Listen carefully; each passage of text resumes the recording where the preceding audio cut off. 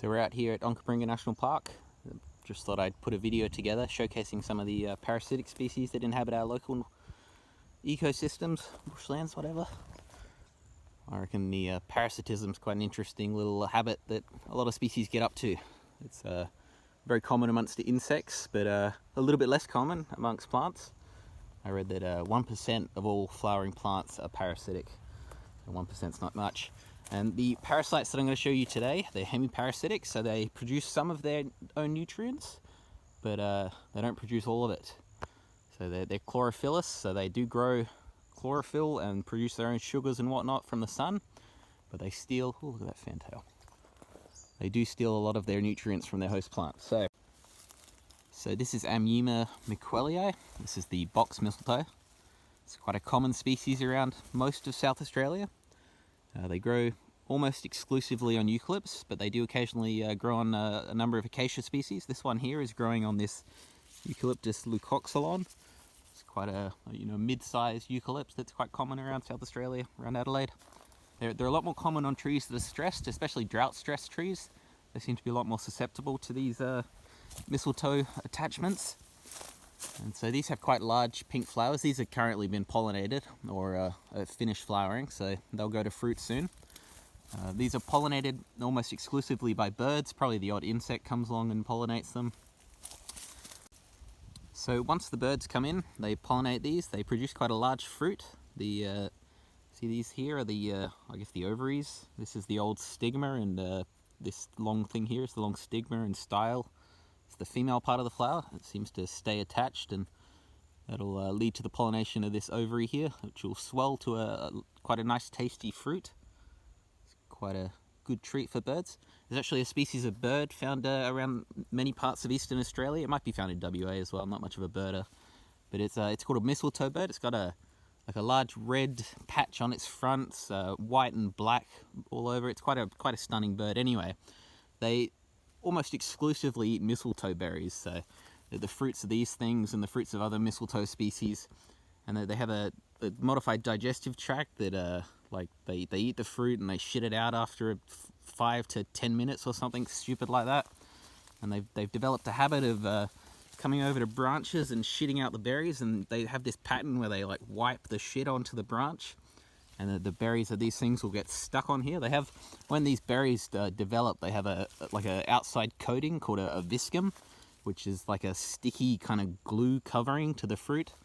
So anyway, the birds shit them out, and the seeds get kind of wiped on and stuck onto the branch. And when the seeds germinate, they often need a bird's digestive tract to start germination. They'll germinate and they'll send out a little sucker, like a little I guess it's the first leaf comes out and it gets stuck onto the branch. It's called a hustorium that gets it's like a clasping mechanism that sticks onto the branch and taps into the flesh of the plant, the tree, and it'll start creating connections between the xylem and the phloem, which is kind of like the circulatory system of the tree. And it'll start tapping in and stealing all the nutrients to start growing, the leaves and whatnot. Here you can see the hustorium that's developed on this one here. It's quite a large connection. This one would have been formed probably a few years back. It's quite an old plant by the looks of it. But they can form quite nice clumps that steal all the nutrients they need to grow their, well, not all the nutrients, because this is hemiparasitic. It's not 100% parasitic. It does produce its own chlorophyll and produces its own sugars and whatnot from the sun. But it does steal a large amount of nitrogen and phosphorus and other nutrients from the eucalypt. Most mistletoes have 20% more nitrogen than the host plant's tissue, so they're quite a bit more nutritious than the average host plant foliage. So, continuing on, we've got Amyema miquelii, the box mistletoe. Okay, so that's growing on the leucoxylon. And then below, we have another mistletoe. And this one is actually tapped in to, where did it tap in? So we've got this here. So this is the Amyema miquelii, so the box mistletoe. And then tapped into this one, we've got a different species of mistletoe. This is the harlequin mistletoe. So this is Lysiana Exocarpus. So here we've got some fruit from the Lysiana. And these have quite nice flowers as well. They're yellow and green coloured, which is quite unique for flowers. They're not very showy flowers, in my opinion. but I believe they're also bird pollinated. And these are a lot less host specific than the Amyema. So these are found on something like 110 species of host plants, probably more than that. They just probably haven't been documented. It's quite an interesting little mistletoe. It's in the same family, Loranthaceae, so the same family as this one. And it's in the same order, obviously, and that's the Sandtails. Another very pretty mistletoe. And you can see the fruit here. It's got the same thing going on with the viscum. So inside of here, once it's developed, I'll pop this one open. Let's see. These often have quite an explosive seed mechanism. You see there's quite a sticky, gooey glue in there. Of course, it wouldn't focus. But this will, the bird will consume this, and it will take it over and deposit it on a branch. And if this was a ripe, ready seed, which I think it's a bit early probably, it'll get stuck and develop a new mistletoe. Mistletoes, although they're parasitic, they're extremely important keystone species within these ecosystems. Because so many species eat them, they're a lot more edible than the host plant, they're a lot more nutritious, and they produce a lot more nectar. Now, apparently their transpiration rate is a lot higher, and apparently that's to increase their nitrogen uptake, so they can be quite stressful on the host plant. They can remove a lot of the host plant's nutrients and water. Water's the big one. They cause a lot of drought stress on these species. So continuing on from the mistletoes, we'll come along over here. We've got another plant in the order Sandtails, but this one's in the family Santalaceae.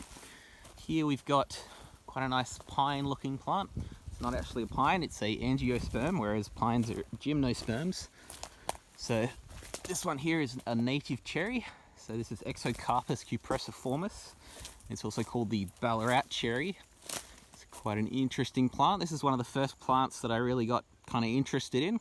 A friend of mine told me about them, Adrian. He told me about how they have root parasites. So they're parasitic, much like the mistletoes, but instead of attaching to the branches of host plants, their roots tap into the plants. So this Exocarpus is probably tapping into the plant's roots of these, Paradoxa and eucalyptus, and stealing nutrients in the same way that the mistletoes do.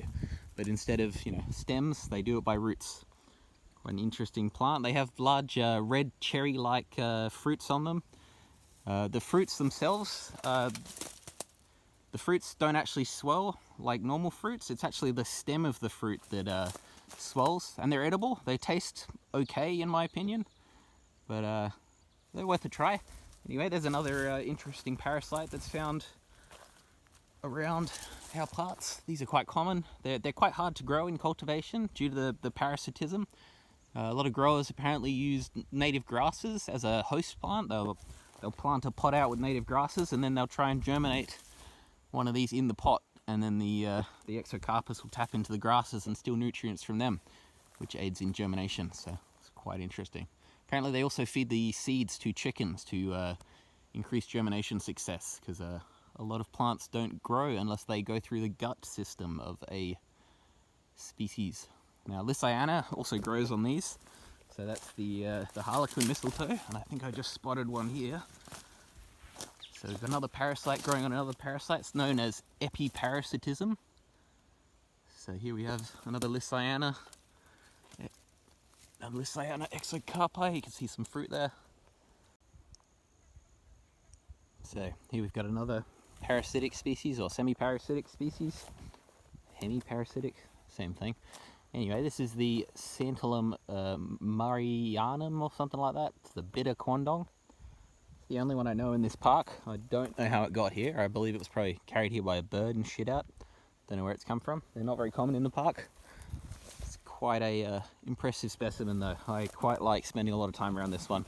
They produce these small yellow flowers. This one's not currently flowering, but when these do flower, they produce a crazy amount of nectar, and the insect presence on these is just phenomenal. I mean, I could spend an hour just walking around.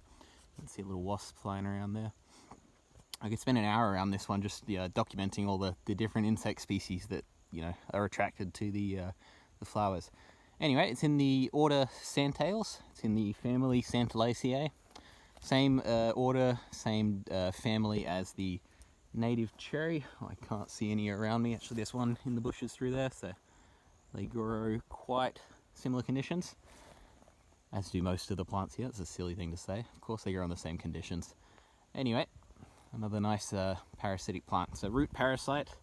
So much like the native cherry, the roots tap into the surrounding plants and steal nutrients and whatnot. An impressive little plant. These can grow quite large. This one's grown massively over the last 2 years that I've been watching it. They have quite large red fruits on them. A lot of Quondongs are used. A lot of people have heard of Quondongs. They're quite edible. They use them for jams and whatnot, pies, all of that. Here's some spent flowers. So these might develop into a Quondong fruit one day. Who knows? You've got quite small green flowers, insect pollinated again. Lovely plant. So here we've got another semi-parasitic plant. Again, semi-parasitic means it produces its own chlorophyll and photosynthesizes. I believe this photosynthesizes with its stem. It's got a green stem. It photosynthesizes. We don't have many complete parasitic plants around South Australia. They're a lot less common. We do have some though, like Gastrodia sesamoides, the potato orchid. That one has a completely brown stem and does not photosynthesize very well at all. So here we have a plant in the Laurel order. It's this vine here. It's the devil's vine, or snotty gobble. So it's in the same family as cinnamon and avocado. So it's two well-known plants. They're in the same family. It's in the same order, Laurels. Different order to the other parasites that we've been looking at today. And so this one grows, it can grow in like quite large mats and crowd out many types of plants. It's quite a generalist species, so it grows on quite a large variety of different plant species. This one here is growing on this Calitrix tetragona, which is a Myrtaceae. It's the Eucalyptus family. As you can see here, it's connecting to the stem by little sucky things called Hastoria. So it's tapping into the xylem or the phloem of this plant and stealing nutrients from it. It grows on, as I said, quite a lot of different species. As you can see here, it's growing on another species here, Dodonea viscosa, a sticky hotbush. It's also tapping in, stealing the nutrients and whatnot. These can grow in enormous patches. I mean, I've seen it down further in the gorge where it's just a dense mat of Cassytha. It's quite a stunning plant. It's called snotty gobble because the fruits, they're a large circular fruit. This one doesn't seem to have any fruits on it. These might be fruits developing here. These will turn into a kind of a smaller than a marble sized circular fruit that's green, and they have the same sticky kind of gluey covering known as a viscum, and birds will eat these fruits and deposit them all over the bush, and they'll repeat this process of tapping into the xylem, stealing the nutrients and spreading. It's a very useful adaptation to have in a low nutrient environment. Ooh, look at that guy.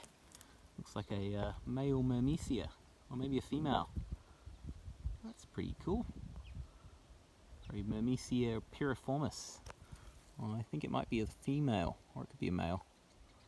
Either way, I don't want to get stung by that guy. It's a type of... Oh! Ah! Oh, fuck! Oh, Jesus Christ, he landed on my hand. It scared the shit out of me. Oh my god. Almost squealed like a girl just then. They have quite nasty stings on them. They're Inchants, Myrmecia. So he or she will be going on to spread a new colony. Anyway, getting distracted here. Back to the parasitic plant. What else can I say about it? I believe it's insect pollinated. It's got large green flowers on it. Well, not large, quite small green flowers on it. Yeah, quite a nice plant in my opinion. I quite like the vining nature of it, the way it wraps around species like this. I find it quite pretty. Very nice.